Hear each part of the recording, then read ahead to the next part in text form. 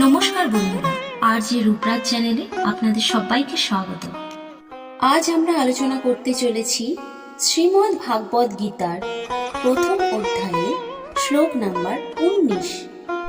আসুন আগে শ্লোকটি জেনে নিই।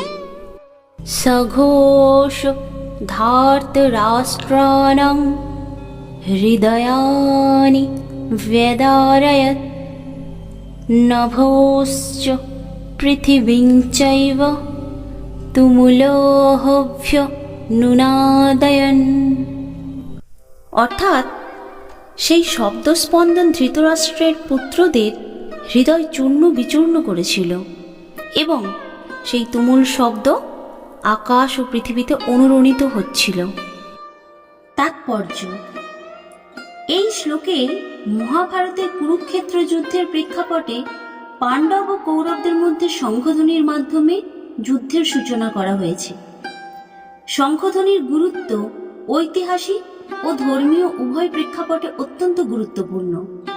পাণ্ডবরা তাদের শঙ্খধ্বনি বাজানোর সঙ্গে সঙ্গে তা এতটাই প্রবল ও শক্তিশালী ছিল যে কৌরবদের মনে গভীর ভীতির সৃষ্টি করে।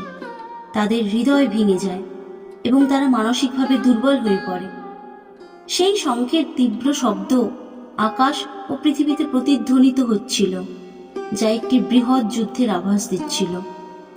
এই শ্লোকের মাধ্যমে বলা হয়েছে যে যুদ্ধের জয়লাভের প্রথম পদক্ষেপ মানসিক শক্তি।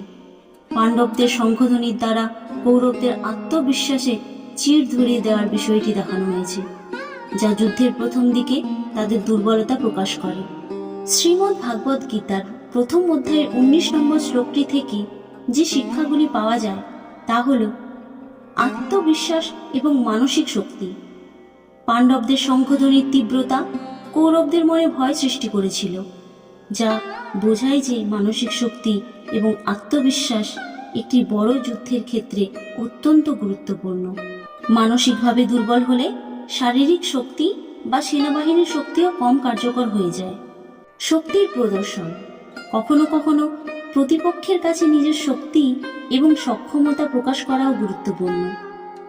এটি কৌশলগতভাবে তাদের মনোবল দুর্বল করতে পারে। যেমন পাণ্ডবদের শঙ্খধ্বনির মাধ্যমে কৌরবদের মানসিক শক্তিতে চির ধরানো হয়েছিল। একতা এবং সম্মিলিত শক্তি: পাণ্ডবদের একতাবদ্ধ শঙ্খধ্বনি তাদের একতা এবং সহযোগিতার প্রতীক। এটা শেখায় যে দলের সদস্যদের মধ্যে একতা থাকলে তারা শক্তিশালী হয়ে ওঠে এবং বড় চ্যালেঞ্জেও সফলভাবে মোকাবিলা করতে পারে। এই শ্লোকটি মূলত যুদ্ধের প্রেক্ষাপটে হলেও জীবনের প্রতিটি ক্ষেত্রে, বিশেষ করে যেখানে চ্যালেঞ্জ রয়েছে, মানসিক প্রস্তুতি, সাহস, সংকল্প এবং আত্মবিশ্বাসের গুরুত্ব তুলে ধরে। আজকের শ্লোক এই পর্যন্তই। পরবর্তী শ্লোক ও তার তাৎপর্য শোনার জন্য আপনারা আমাদের চ্যানেলটি সাবস্ক্রাইব করে পাশে থাকা বেল আইকনটি প্রেস করুন, যাতে আমাদের ভিডিও আপলোড হওয়ার সঙ্গে সঙ্গে আপনাদের কাছে নোটিফিকেশন চলে যায়।